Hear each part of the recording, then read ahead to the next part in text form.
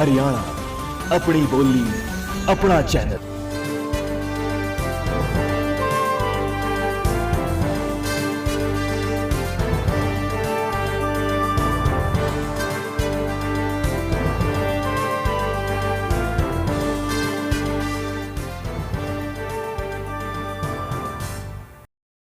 आते और यहाँ लोग आते तो नेचुरली यहाँ पे, क्योंकि ये पवित्र स्थान है और हर आदमी कुरुक्षेत्र में आना चाहता है।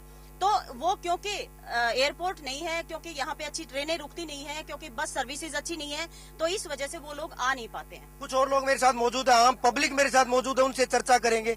जी आप बताइए, आपका नाम? गुप्ता जी। जय भगवान जी, क्या कहेंगे? जिस तरह से आपने तमाम राजनेताओं की बात सुनी है, ये लगातार दावे करते हैं नरेंद्र मोदी की सरकार बनेगी, राहुल गांधी की सरकार बनेगी, आपका क्या कहना है? किस तरह के मुद्दे चुनावों में हावी रहने वाले हैं? ऐसा है जनाब, न तो जिंदल साहब के पास कोई मुद्दा है इसके खिलाफ, ना कोई हो सकेगा। बिल्कुल बहकावे की बातें हैं। जिंदल साहब जितने काम किए कोई कर नहीं सकता, लेकिन जो ईमानदार पार्टी है वो आज दंगल के अंदर है, जो बेईमान है वो जेलों के अंदर सड़ती है। क्या जिंदल साहब ने काम नहीं किया? 8 करोड़ 60 लाख रुपया जिंदल साहब ने कन्यादान में दिया। 60 सुनो बिल्कुल, दूसरे लोगों से बात करेंगे। जी आप बताइए, आपका नाम? सुशील कुमार। सुशील कुमार। सुशील जी, क्या कहेंगे? मुद्दों की यहाँ पर बात हुई है, लगातार लोग मुद्दों की बात कर रहे हैं। कुरुक्षेत्र की अगर बात की जाए, संसदीय क्षेत्र की, तो क्या मुद्दे यहाँ पर हावी रहने वाले? यहाँ जितने काम यहाँ नवीन जी ने किए ना, इतने कोई भी सांसद नहीं कर सकता। और लगा तीसरी दफा नवीन जी ही बनेंगे यहाँ से, तीसरी दफा भी यहाँ से नवीन जी ही बनेंगे, चाहे विपक्षी पार्टियां कुछ भी बोलती रहे। जितने काम उन्होंने किए हैं कोई भी पार्टी नहीं कर सकती, कोई भी कैंडिडेट नहीं कर सकता।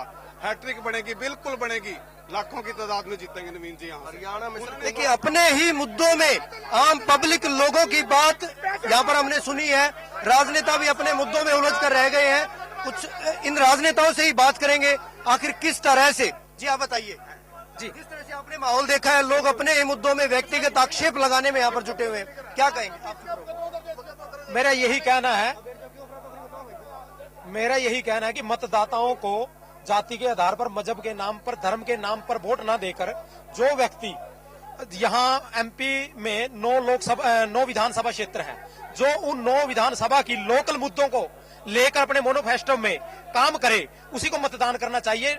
और जो ये परिचय दिया जा रहा है, ये अनुशासनहीनता का, ये कहीं ना कहीं अरिपकता का जान पड़ता है। और मेरा दूसरा धुम्मन जी से भी एक क्वेश्चन है।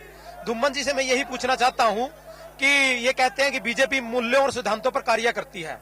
जब इन्होंने विनोद शर्मा जी को रोका कि हम इनको पार्टी में नहीं लेंगे क्योंकि ये 10 साल वहां मलाई खा के अब यहाँ मलाई खाना चाहते हैं, लेकिन उसके बावजूद वही सेम पैटर्न पे इन्होंने धर्मवीर को ज्वाइन किया, तो मूल्य और सिद्धांत कहाँ गए?